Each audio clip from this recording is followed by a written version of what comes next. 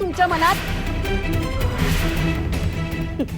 की त्यानं इथं गडी बनवून राब राब राबायचं आणि तुम्ही त्यांना गुलाम बनवून ठेवायचं? लग्नाचं तर सोडाच हो. जाऊबाई, जास्त बोलताय ना तुम्ही.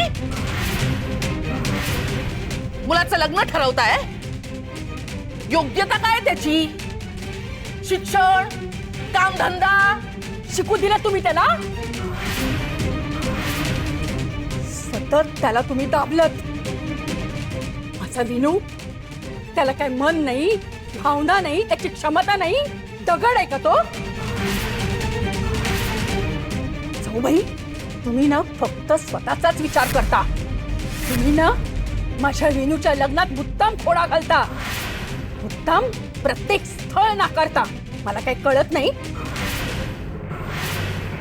मी माझ्या विनूसाठी योग्य मुलगी पसंत केली आहे.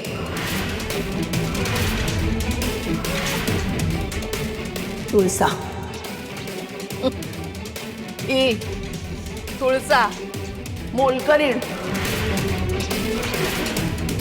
घराणं काय तिचं? आई बापाचं काय? निराधार आहे ती.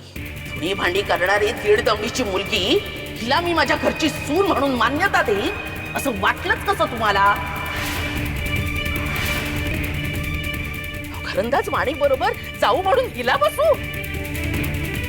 कुठे हा भरजरी शालू आणि कुठे ही फाटकी विटकी चिंदी?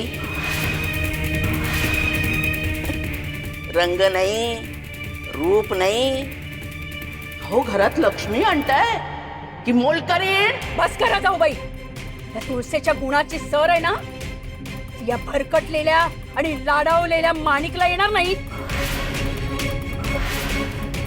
माझ्या विनूसाठी ना ही तुळसा योग्य आहे. हिच्याशीच मी त्याचं लग्न लावणार. पण मला हे लग्न मान्य नाही. त्रिवार नाही.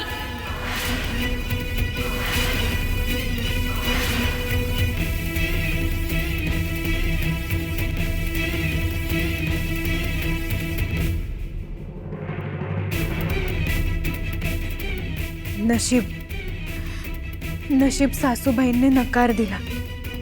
सुंठे वाचून परस्पर खोकला गेला.